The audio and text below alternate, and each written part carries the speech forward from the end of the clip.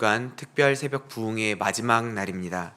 육체적으로는 많이 피곤하지만 그래도 의미 있는 발걸음에 함께 동참하신 모든 성도님들을 주님의 이름으로 축복합니다.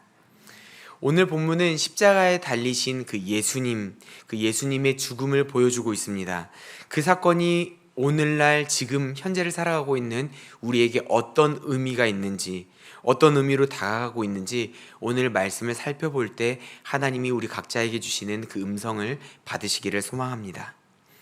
성도님들, 혹시 지독한 외로움을 경험해 본 적 있으신가요? 외로움이라는 것은 주변에 사람이 있건 사람이 없건 그것을 구애받지 않고 우리에게 찾아오는 감정인 것 같습니다.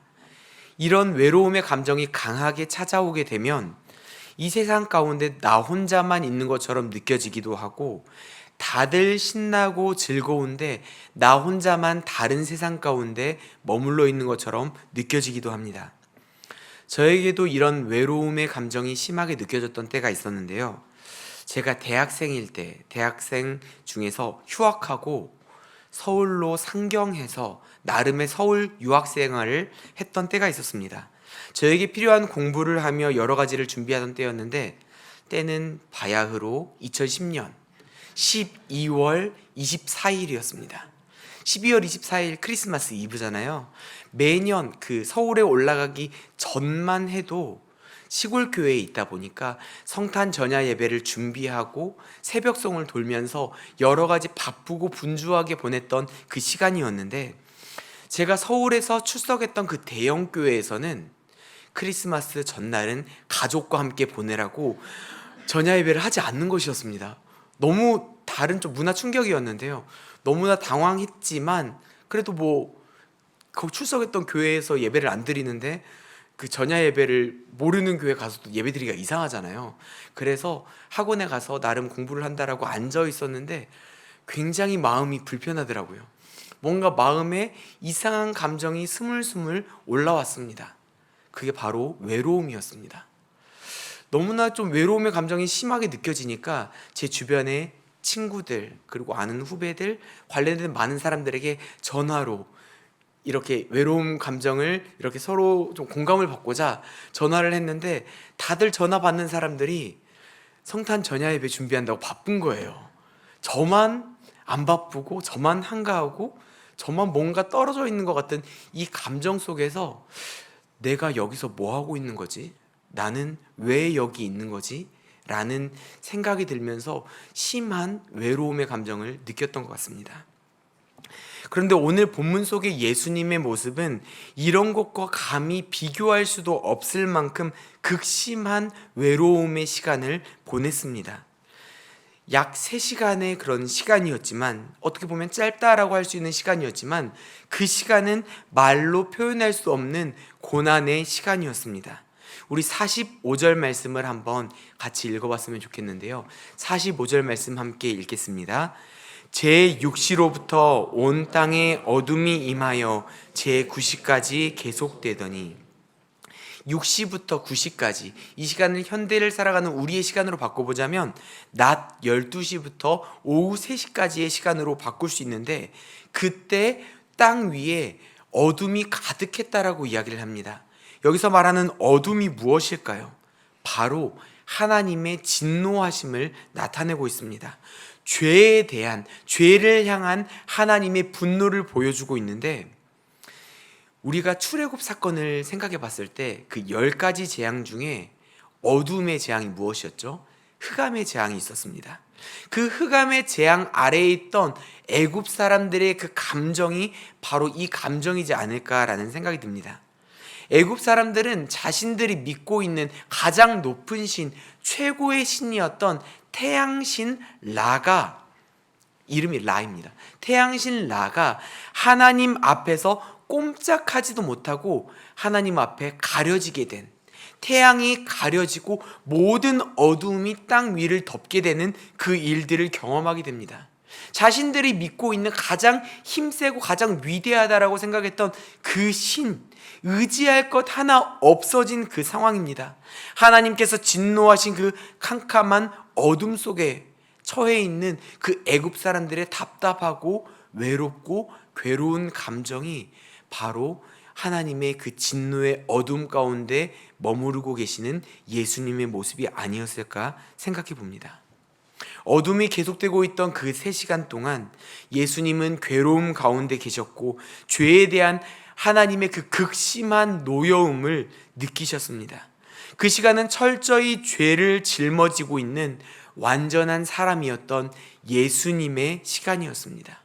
홀로 외로이 어둠 속에 머무르셨습니다. 그분은 가장 비참하고 처절한 모습으로 모든 인간들의, 모든 사람들의 죄를 짊어지신 것입니다. 그때 예수님에게 있어서 가장 고통스러웠던 것은 무엇이었을까요? 머리를 짓누르고 있던 가시면류관이었을까요?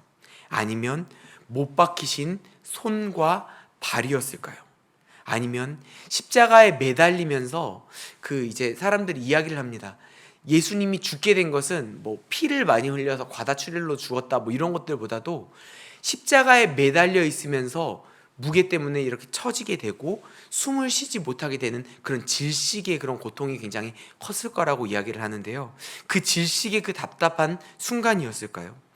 아니면 그것도 아니라면 믿었던 제자들의 배반, 아니면 입성하셨을 때 호산나 부르면서 많은 사람들이 환호했었는데 그 사람들의 갑자기 달라진 그런 태도, 이런 것 때문이었을까요? 모두 다 아니었습니다. 예전에 예수님의 그 순환을 생각해 보았을 때 우리가 그 영화 있잖아요. 패션 오브 크라이스트, 그런 영화를 보면 딱 우리가 연상되는 그런 장면들, 예수님의 고난을 나타낼 때 영상으로 딱 틀어지는 그런 장면들, 채찍질을 당하신 예수님, 가시관을 쓰시면서 피 흘리시는 예수님, 손과 발에 못 박히신 예수님, 그런 예수님의 육체적인 고난에 많이 집중했던 것 같습니다. 얼마나 아프셨을까? 얼마나 괴로우셨을까? 그런데 십자가의 육체적인 고통은 예수님의 죽음의 이 사건에 있어서 사실 큰 의미가 없다라고 볼 수도 있습니다. 2011년 5월 4일 정말 대한민국을 발칵 뒤집어 놓았던, 모두를 경악하게 했던 엽기적인 사건이 있었습니다. 우리 성도님들도 들으시면 아 맞아 라고 기억하실 것 같은데요. 경북 문경시에 있던 한 채석장에서 어떤 중년의 남자가 십자가에 못 박혀 죽은 그런 시신이 발견된 사건이었습니다. 예수님이 죽으신 모습을 굉장히 흡사하게 따라해서 죽었던 사건이었어요. 정말 충격적인 사건이어서 아직도 기억이 나는데요. 사람들이 이게 자살이냐 타살이냐 미스테리한, 아직도 뭐 정확히 사람들 가운데서는 뭐 여러 가지 의견들이 분분하기도 합니다. 2011년도에 있었던 일이었지만 2019년쯤 그것이 알고 싶다라는 그런 프로그램을 통해서 다시 한 번 더 확인하게 되는 뭐 그런 일들도 있었는데, 뭐 결국 스스로 십자가에 매달려 죽은 사건으로 사건이 종결되었습니다. 만약에 십자가의 고통, 십자가에서 달려 죽으신 그 죽음이 중요하다면 그 십자가에 똑같이 매달려 죽었던 그 남성 또한 예수님과 같은 역할을 했다라고 말할 수도 있을 것입니다. 하지만 그 남성과 예수님이 완전히 다르다라는 것은 십자가에서 죽음이, 그 고통이 중요한 것이 아니라 그 고난을 당하신 분이 누구냐가 중요하다라는 것입니다. 그 힘들고 어려운 그 고난의 길을 걸어갔다라는 예수님의 육체적인 고통이 십자가 사건의 중심이 되는 것이 아니라 그 고통을 예수님이 왜 당하셨고 그 고통을 당하신 분이 누구신지, 왜 예수님이어야만 했는지, 그것이 중요하다라는 것입니다. 예수님이 누구십니까? 예수님은 죄가 조금도 없는 분이십니다. 그곳에서 죽을 이유가 하나도 없는 분이었습니다. 그뿐 아니라 그분은 완전하신 하나님이셨으며 완전한 인간이셨습니다. 그런 예수님에게 있어서 가장 고통스러웠던 것은 아버지 하나님께서 죄를 짊어지신 그 죄인 되신 예수님을 외면하고 고개를 돌리신 순간이었습니다. 늘 함께하던 그 하나님과의 처음이자 마지막으로 느껴졌던 거리감이 예수님을 가장 고통스럽게 했다라는 것입니다. 그 고통이, 그 괴로움이 너무나 컸기에 예수님은 하나님께 크게 소리쳐 외치게 됩니다. 46절 말씀인데요, 우리 46절 말씀을 같이 읽어보도록 하겠습니다. 제9시쯤에 예수께서 크게 소리질러 이르시되 엘리 엘리 라마 사박다니 하시니 이는 곧 나의 하나님 나의 하나님 어찌하여 나를 버리셨나이까 하는 뜻이라. 아멘. 이 말씀은 시편 22편 1절 말씀을 인용한 말씀인데요, 예전에 저는 이 말씀을 보고 의문이 들었습니다. 예수님은 이런 일이 일어날 거라는 것을 알고 계시지 않았었나? 제자들에게도 여러 번 자기의 죽음에 대해서 이야기를 하셨고, 겟세마네에서 그렇게 기도하실 때에도 고난의 잔에 대해서 이야기를 하시며 충분히 알고 계시던 고통이 아니었나? 그런데 왜 예수님은 아무것도 몰랐다는 것처럼 이렇게 버림당했다라고 말씀하시는 것일까라는 생각을 했습니다. 저에게는 예수님 정도 되면 고통에도 자유하시겠지라는 그런 막연한 생각이 있었습니다. 하지만 100% 하나님이시면서 100% 사람이셨던 예수님, 그분 역시 고통을 겪으셨습니다. 다른 어떤 육체적인 고난보다도 십자가에 매달려 그 하나님의 진노의 고통, 그 어둠 속에서 예수님, 그 하나님의 그 외면하시는 그 상황 가운데 머무신, 하나님께서 고개를 돌려 외면하시고 예수님과의 그 관계를 단절하신 그 상황은 늘 하나님과 동행하셨던 예수님에게 있어서는 가장 큰 아픔이었고 죽음보다 더한 고통의 순간이었던 것입니다. 사실 45절에서 50절까지의 말씀을 살펴보게 되면 예수님이 죽음의 권세에 패배한 것처럼 보입니다. 하나님의 그 진노 아래에 있는 예수님, 그리고 자기 본인의 입으로 스스로 버림받았다라고 말씀하신 것과 사람들의 그런 조롱 속에 죽어가는 그 모습을 발견하게 되면 패배와 절망 속에 살해당한 것처럼 느껴집니다. 그런데 엘리 엘리 라막 사박다니, 나의 하나님 어찌하여 나를 버리셨나이까 하는 이 절망의 절규처럼 보이는 말씀 속에서도 예수님의 믿음, 하나님을 향한 고백을 발견할 수 있다는 것 아시나요? 46절 말씀을 살펴보면 예수님은 이렇게 말씀하십니다. 나의 하나님, 무슨 하나님이요? 나의 하나님입니다. 우리가 신앙생활을 하다 보면 하나님께서 나를 외면하시는 것처럼 느껴지고, 내가 아무리 기도해도 하나님이 듣지 않으시는 것처럼 느껴질 때가 있습니다. 그럴 때 우리는 좌절하게 되고 낭망하게 됩니다. 하나님 어떻게 나에게 이러실 수 있습니까?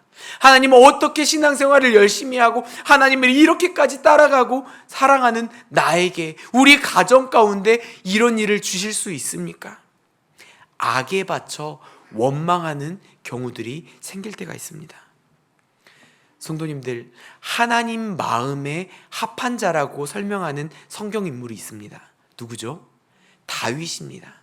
이 다윗이 쓴 시편의 대다수의 시는 찬양하는 그런 시도 아니고요, 바로 탄식시였습니다. 비탄에 잠겨 하나님을 원망하는 듯한 말, 절망 가운데 토로하는 그의 심정들이 솔직하게 담겨있는 그 시들, 이것이 그냥 원망과 절규로 끝나는 것이 아니라 그 가운데 소망으로 나아갈 수 있는 것은 그러한 이야기를 들어주시는 하나님이 계시기 때문입니다. 하나님이 지금 당장 나의 외침에, 나의 갈급함에, 나의 간구함에 응답하지 않는 것처럼 보이더라도 하나님은 우리의 기도를 듣고 계십니다.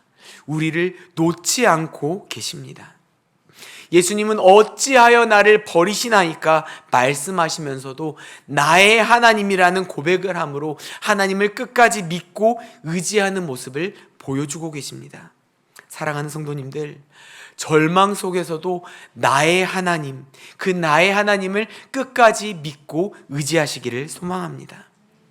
예수님의 십자가 사건은 마치 살해당하는 것처럼 보이지만, 목숨을 빼앗기는 것처럼 느껴지지만, 스스로 내어주신 죽음이었습니다. 요한복음 10장 17절과 18절 말씀을 제가 한번 읽어보겠습니다. 내가 내 목숨을 버리는 것은 그것을 내가 다시 얻기 위함이니 이로 말미암아 아버지께서 나를 사랑하시느니라. 이를 내게서 빼앗는 자가 있는 것이 아니라 내가 스스로 버리노라. 나는 버릴 권세도 있고 다시 얻을 권세도 있으니 이 계명은 내 아버지에게서 받았노라 하시니라. 아멘. 이 말씀처럼 예수님께서는 스스로 목숨을 내어주셨습니다. 50절 말씀에 나와 있는 영혼이 떠나시니라라는 말씀은 그 의미를 분명하게 보여주고 있는데요.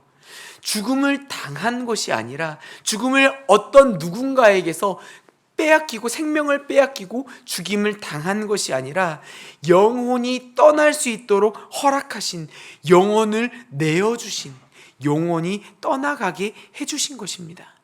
예수님은 죄인의 모습으로 죽으셨지만 그 죽음에 자발적으로 그리고 능동적인 모습으로 참여하셨습니다. 또한 예수님은 숨을 거두시기 직전에 금방 말씀드린 것처럼 자신의 생명이 다른 사람에 의해서 강제로 나온 게 아니라 하나님의 손에 내어 맡겼다라는 것을 보여주기 위해서, 보통 그런 십자가의 고통 가운데 오래 있는 사람들은 서서히 의식을 잃어가며 죽게 되지만 그렇게 죽어가는 것이 아니라 그 고통 중에서도 온 힘을 다해 소리쳐 말씀하셨습니다. 예수님은 그 죽음의 권세에 저항할 수 있는 힘이 충분히 있었다라는 것입니다. 그럼에도 불구하고 순종하심으로 죽음의 길을 걸어가셨습니다. 세상에서는 예수님의 죽음을 헛된 죽음이라고 말할지도 모릅니다. 능력이 있는 분이 왜 그렇게 무기력하게, 무능력하게 패배했나라고 생각할 수도 있습니다. 하지만 예수님의 죽음은 놀라운 변화들을 이끌어냅니다. 예수님의 죽음이 우리에게 허락하신 가장 놀라운 사건이 바로 성소의 휘장이 찢어진 사건입니다. 우리 51절 말씀을 한번 같이 읽어봤으면 좋겠습니다. 51절 읽겠습니다. 이에 성소 휘장이 아래까지 찢어져 둘이 되고 땅이 진동하며 바위가 터지고, 이 휘장이라는 것은 성소와 지성소 사이에 있는 휘장으로 볼 수 있는데요. 대제사장만 1년에 한 번 대속죄일에 성소에서 이 휘장을 통과해서 지성소로 넘어갈 수 있었습니다. 이 휘장은 높이가 20m, 너비가 10m, 두께는 한 15cm 정도 되는 어마어마한 휘장입니다. 역사가 요세푸스라는 사람은 힘센 말이 양쪽에서 잡아당겨도 끊어지지 않을 정도라고 했는데, 그토록 튼튼했던 휘장이 예수님의 죽음의 순간 그냥 아래에서부터 찢어진 게 아니라 위에서부터 아래로, 하나님이 계신 곳으로부터 인간이 있는 그곳으로 단번에 찢어지게 됩니다. 하나님과 사람 사이에 가로막혔던 모든 장애물들이 제거된 것입니다. 이제 더 이상 대제사장만 들어갈 수 있는 지성소는 필요가 없어졌고 모든 곳이 하나님을 만날 수 있는 지성소가 된 것입니다. 이것은 복음입니다. 이것은 특별한 복음입니다. 죄인인 사람들, 이방인을 비롯해서 누구든지 예수님을 믿고 그분의 보혈의 공로를 의지하여 지성소로 들어갈 수 있도록 허락해 주신 것입니다. 두 번째로 일어난 사건은 무덤이 열리고 죽은 사람들이 부활한 사건입니다. 무덤이 열렸다라는 것은 예수님께서 죽으셨으나 죽음을 이기셨다라는 것을 보여주고 있습니다. 이제 사람의 죄 때문에 죽음이 사람 위에서 권세를 부릴 일이 없습니다. 예수님은 죽으심으로 승리하셨습니다. 많은 사람들은 죽음을 우리의 인생의 종착역으로 생각하는 경우들이 있습니다. 그렇기에 죽음을 이길 수 있는 것은 없다라고 생각하지만 예수님을 믿는 우리는 그렇게 바라볼 필요가 전혀 없습니다. 죽음은 단지 경유지일 뿐입니다. 예수님께서 대신 죽으심으로 죽음 이후의 길을 예비하셨습니다. 믿는 자는 예수님과 함께 부활할 것입니다. 그 믿음 가지고 부활신앙, 천국신앙을 품고 살아가는 모든 성도님들 되기를 소망합니다. 예수님의 죽음이 불러온 마지막 사건은 예수님을 믿지 않았던 사람들이 그분을 경험하게 되는 생명을 낳는 일이었습니다. 54절 말씀 마지막으로 한 번 더 읽어보도록 하겠습니다. 54절 말씀입니다.